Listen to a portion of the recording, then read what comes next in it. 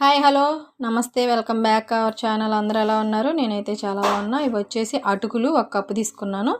ఒక ఉల్లిపాయ సన్నగా కట్ చేసి పక్కన పెట్టేసుకున్న. గిన్నెలో వాటర్ పోసుకొని ఈ అటుకులన్నీ గిన్నెలో వేసుకొని బాగా ఒకసారి ఇట్లా కలుపుకోవాలి. ఆ అటుకులు నిండా చూడండి ఎంత డస్ట్ ఉందో, ఆ డస్ట్ అంతా పోయేలాగా ఆ అటుకుల్ని వాష్ చేసుకోవాలన్నమాట. ఇవన్నీ వాటర్ అంతా తీసేసి ప్లేట్లోకి పెట్టేసుకోవాలి. ఇవి చప్పటుకులు అనమాట. అంటే తీపటుకులు చప్పటుకులు అంటారు కదా, ఇవి చప్పటుకులు. ఈ అటుకులు పెట్టి ఇప్పుడు నేను ఉప్మా అయితే చేస్తున్నాను. ఫస్ట్ అయితే గ్యాస్ ఆన్ చేసుకొని బాండీ పెట్టుకొని తర్వాత గ్యాస్ సిమ్లో పెట్టుకోవాలి, హైలో పెట్టుకోకూడదు, పోపు మాడిపోయిద్ది. ఒక స్పూన్ ఆయిల్ వేసుకోవాలి. తర్వాత వచ్చేసి పోపు దినుసులు, కొంచెం పోపు దినుసులు వేసుకోవాలి. నెక్స్ట్ మనం ముందుగా కట్ చేసి పెట్టుకున్న ఆనియన్స్ అయితే వేసుకోవాలి. ఈ పోపు దినుసులు కొంచెం వేగాక ఈ ఉల్లిపాయలు కొంచెం ఫ్రై అయ్యాక కొంచెం కరివేపాకు వేసుకోవాలి.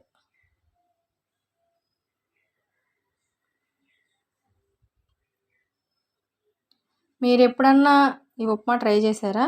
నేనైతే ఫస్ట్ టైం ట్రై చేస్తున్నాను. కొంచెం సాల్టు, తర్వాత కొంచెం అంటే కొంచెం పసుపు వేసుకొని ఉల్లిపాయలు బాగా కొంచెం ఫ్రై అయ్యేవాలన్నమాట. చాలా ఈజీ ప్రాసెస్. ఉదయాన్నే టిఫిన్కి ఈజీగా చేసుకోవచ్చు.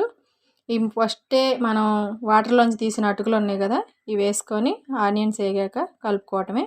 ఒక 3 minutes అయితే ఫ్రై అవ్వాలి. ఇవి మనకి ప్రెగ్నెన్సీ లేడీస్కి, బాలింతలకి ఇస్తారు కదా అంగన్వాడీ స్కూల్లో, ఆ అటుకులు అనమాట. నేను ఆ ప్యాకెట్ మీద రెసిపీ చదివి ఎలా చేయాలో ఆ ప్రాసెస్ ఫాలో అయ్యి చేశాను అనమాట. మీకు కూడా వీడియో తీసి పెడుతున్నాను. మీరు ఎప్పుడైనా ట్రై చేశారు అటుకులు ఉప్మా? నేనైతే ఇది ఫస్ట్ టైం అనమాట. ఎలా వండిద్దా ఏంటి అనేది అయితే తిని చెప్తాను. ఇవి ఫ్రై అయిపోయినాయి చూడండి. కొన్ని ఐటమ్స్ మనం కొత్తగా ట్రై చేసినప్పుడు కొన్ని ఫెయిల్ అవుతుంటాయి, కొన్ని సక్సెస్ అవుతుంటాయి. ఇదైతే మాత్రం ఫెయిల్ ఏం అవ్వలేదు, సక్సెస్ అయింది. ఉప్మా బాగానే కుదిరింది.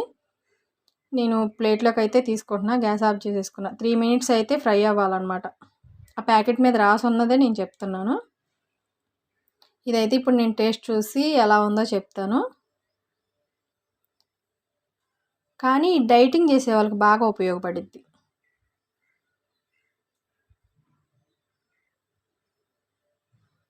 పర్లేదు, నాట్ బ్యాడ్.